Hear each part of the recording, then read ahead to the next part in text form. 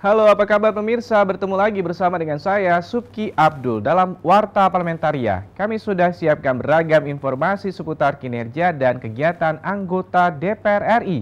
Inilah Warta Parlementaria selengkapnya.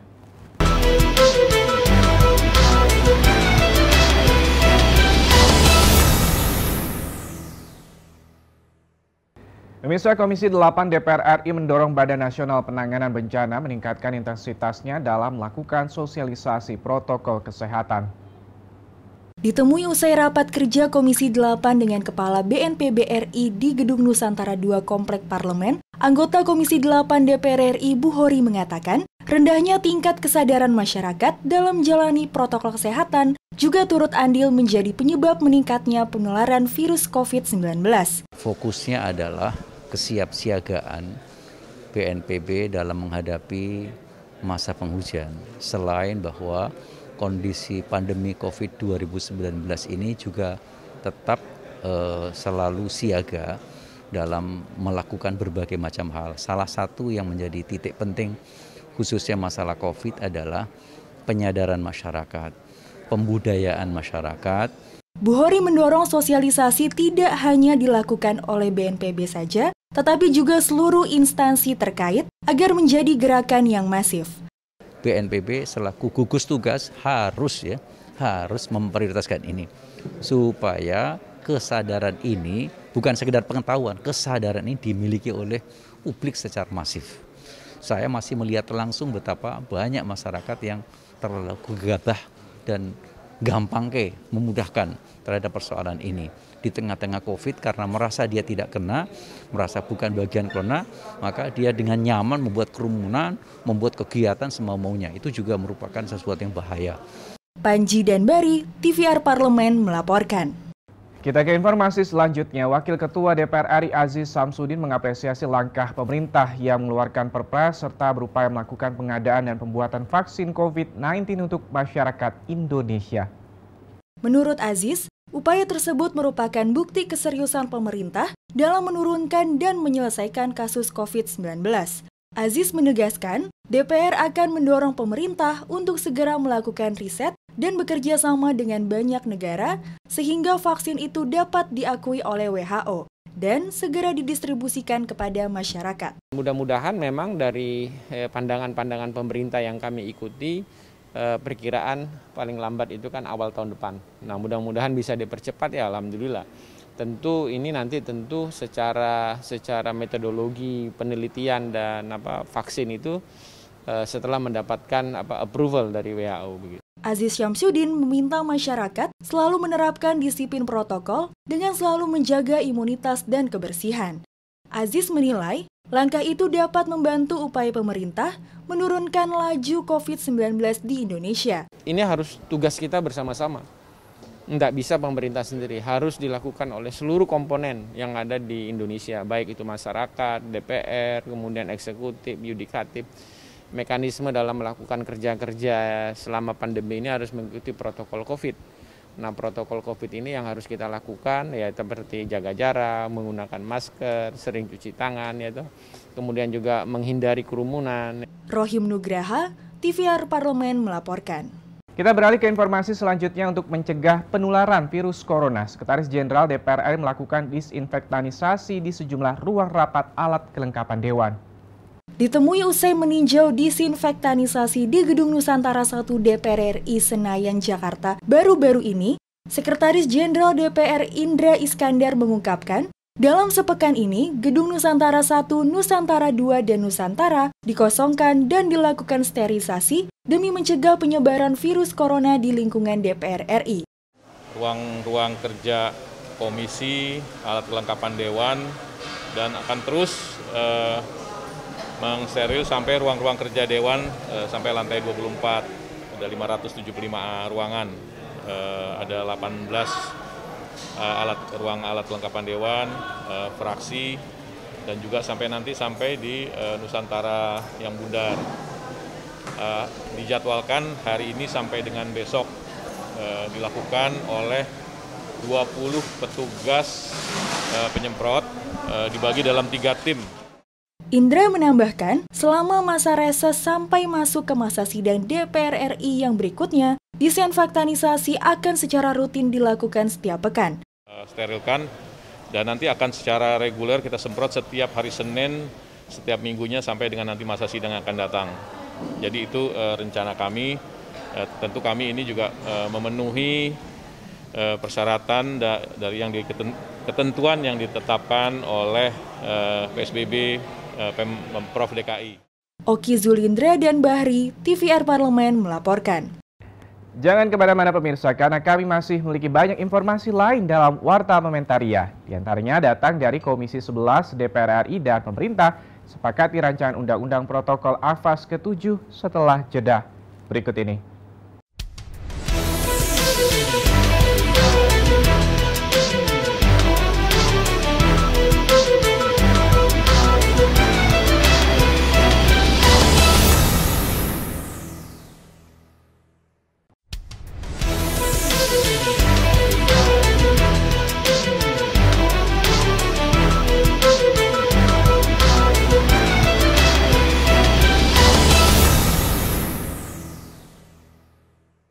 Komisi 11 DPR RI dan pemerintah telah menyepakati ratifikasi protokol ke-7 Jasa Keuangan ASEAN Framework Agreement on Service atau AFAS yang dinilai mampu meningkatkan potensi kerjasama jasa keuangan khususnya pada sektor industri keuangan umum dan syariah di tingkat Asia Tenggara.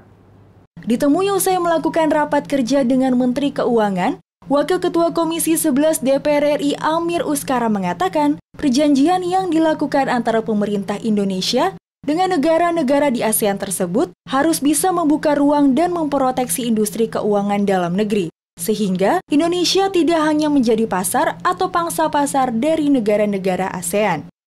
Dilihat dari kesepakatannya antara pemerintah Indonesia bersama negara-negara ASEAN, memang kesepakatan AFAS ini harus dituangkan dalam bentuk undang-undang, dan itu yang kita tindak lanjuti melalui AFAS ke-6 maupun AFAS ke-7 ini. Tapi yang pasti kita juga sudah sampaikan ke pemerintah, artinya sekalipun ini kita sepakati untuk membuka ruang itu, tapi tetap pemerintah harus memproteksi industri keuangan dalam negeri kita, jangan sampai Indonesia hanya menjadi pasar atau pangsa pasar dari negara-negara ASEAN untuk masuk.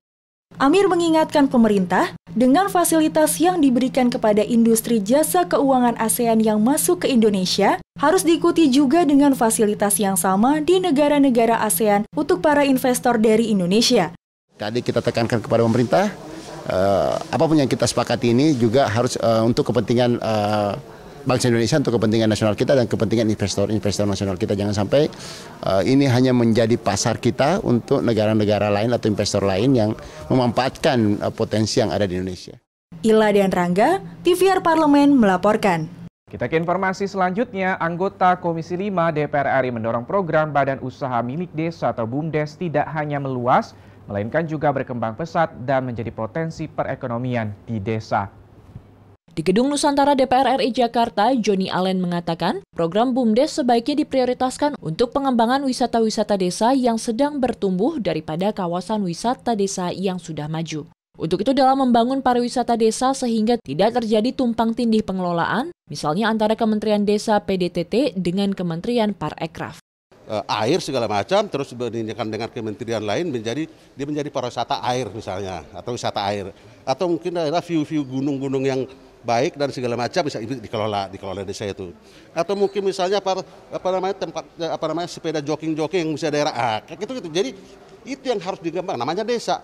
Anggota Komisi 5 DPR RI Joni Allen mengapresiasi upaya Kementerian Desa PDTT yang gencar mendorong pelaksanaan program BUMDes di berbagai daerah. Namun program BUMDes yang sudah berjalan harus dikembangkan lagi dan terus berinovasi meski anggarannya terbatas. Tetapi kan harus ada juga peningkatan program dari BUMDes itu. Ya, gini, oke, secara bertahap akan menyebar, tapi tidak cukup hanya menyebar, tapi juga akan berkembang dan berkualitas dan berproduktivitas. BUMDes itu kan gitu kira-kira. Ada kalau dia memulai kan masih membenahi dalam konteks administrasi, struktur organisasinya dan segala macam.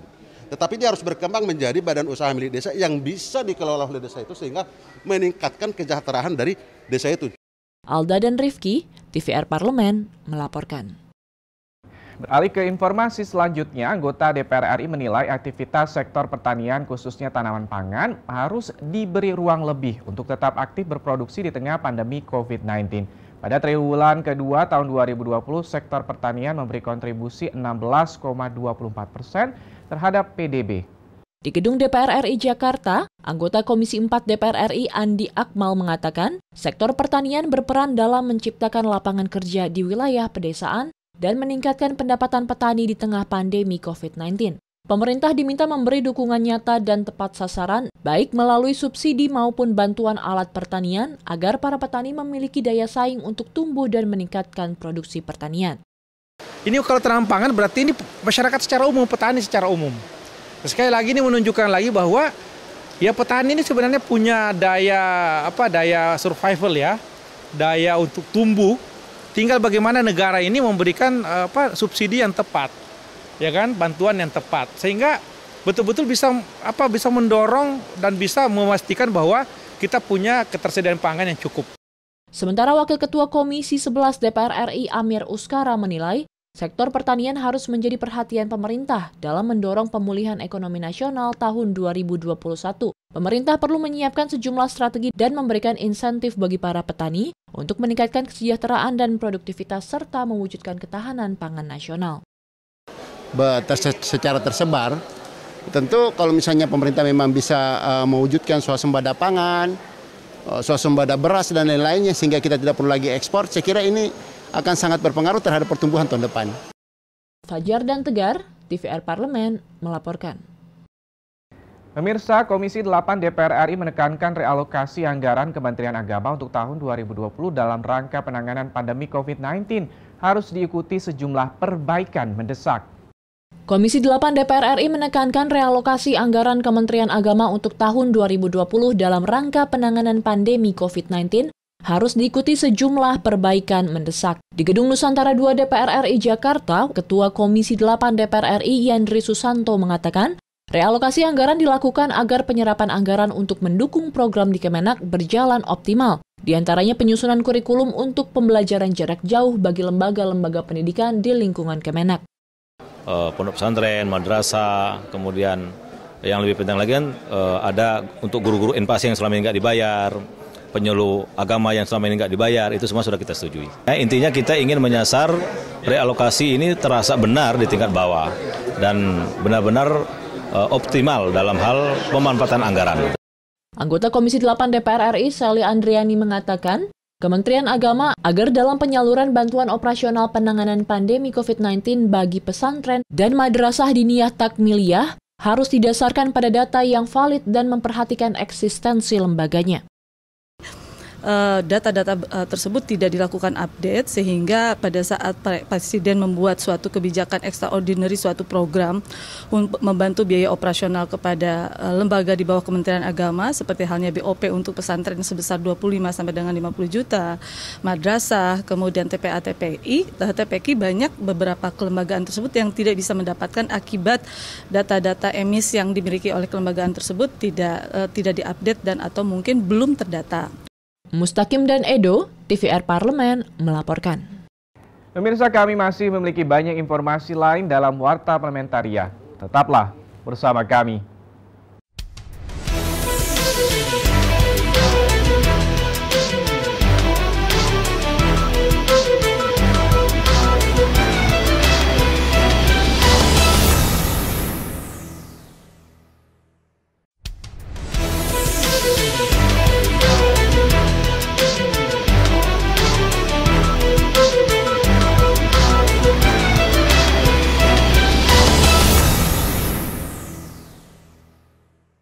Pemirsa, anggota Komisi 7 DPR RI mengapresiasi berbagai usulan dan juga masukan dari sejumlah lembaga swadaya masyarakat atau LSM terkait dengan rancangan Undang-Undang Energi Baru dan Terbarukan atau EBT.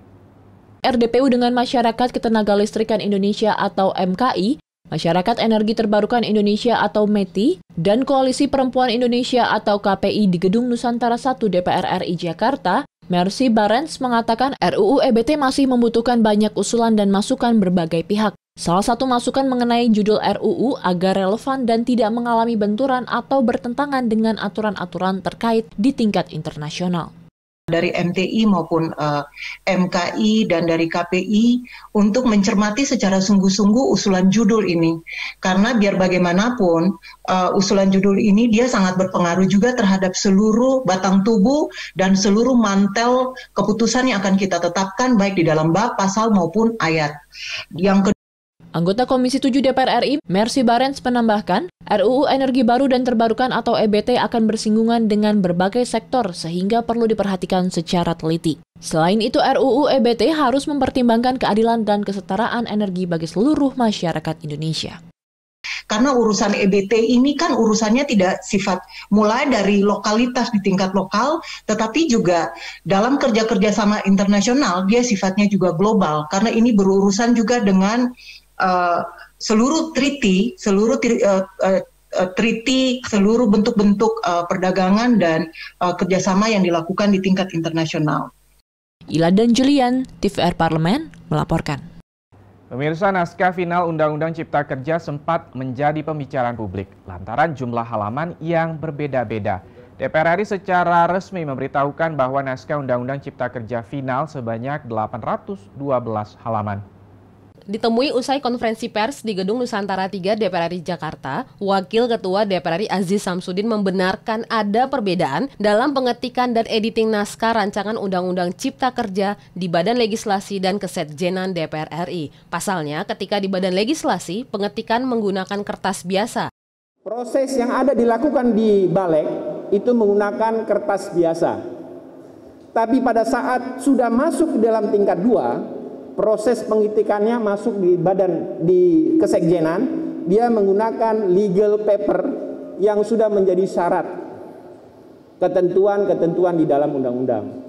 Pengetikan secara final berdasarkan legal drafter yang ditentukan di dalam Kesekjenan dan mekanisme, total jumlah pasal dan kertas halaman hanya sebesar 812 halaman. Terkait simpang siur informasi yang beredar di masyarakat mengenai jumlah halaman naskah Undang-Undang Cipta Kerja yang mencapai lebih dari 1.000 halaman, Aziz Samsudin kembali menegaskan jumlah halaman naskah Undang-Undang Cipta Kerja yang final sebanyak 812 halaman. Secara resmi, kami Lembaga Dewan Perwakilan Rakyat Republik Indonesia berdasarkan laporan dari Bapak Sekjen, netting jumlah halaman sebanyak 812 halaman. Bondan dan Temi, TVR Parlemen melaporkan. Warta Parlementaria kita tutup dengan informasi terkait dengan sebelum pengambilan keputusan di tingkat 2 atau rapat paripurna, rancangan Undang-Undang Cipta Kerja telah melalui berbagai tahapan, yaitu rapat kerja, rapat panitia kerja, rapat tim perubus, rapat tim sinkronisasi, hingga rapat pembahasan di tingkat 1 di Badan Legislasi. Wakil Ketua DPR RI Aziz Samsudin mengatakan, sebelum masuk pembahasan di tingkat 2 atau rapat paripurna, seluruh rancangan Undang-Undang Cipta Kerja telah melalui pembahasan tingkat 1. Aziz menambahkan, dalam tahapan rapat kerja tersebut, seluruh fraksi telah memberikan daftar inventarisasi masalah atau DIM, serta memberikan masukan dan pendapatnya mengenai rancangan Undang-Undang Cipta Kerja yang sedang dibahas.